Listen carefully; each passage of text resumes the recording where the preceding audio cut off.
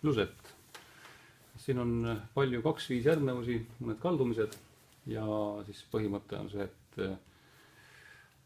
lihtsalt mingisugused seitsmed, kus te näete, seal mai seitsmed, moll seitsmed, siis võib laiendada vähemalt 9-ks. Dominandid ja 2-5, siis vaadake, et kas see tundub, et see on tuuri 2-5 või on see molli 2-5.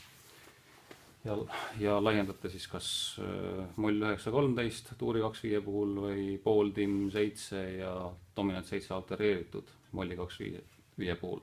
Nad alati ei pruugi laheneda sinna, kuhu võiks eeldada, aga kui te näete juba moll 7 ja dominant 7, siis tõenäoliselt see on mingisugune 2-5. Nii, aga selles loos ongi peaaegu ainult 2-5, et mitte midagi muud.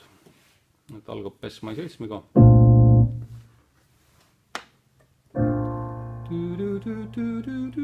A pooltimm.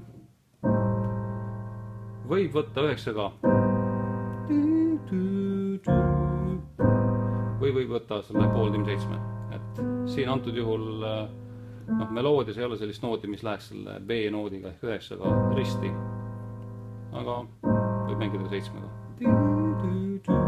Või nüüd see on dominant 7, kõrge 5, kõrge madal 9 või siis kõrge 5 ja kõrge 9, et mõlemad variandid on nagu okeid.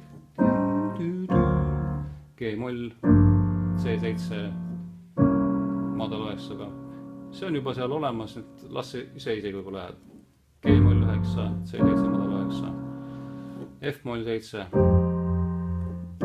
S13 ja S-mai. See on siis selline puhas tuuri 2-5-1.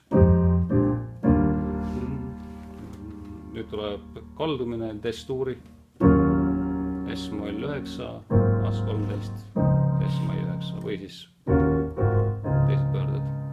Ja samast kohast läheb järgmine 2-5-1. D-moll 9, Kes-13, C-mai 9. Ja uuesti C-moll 9, F13, D-moll võib võtta 9, G-moll, G13, C-moll 9, F13. No mängin korra algust peale seda, kuidas see kokku kõlab. Tü, ka.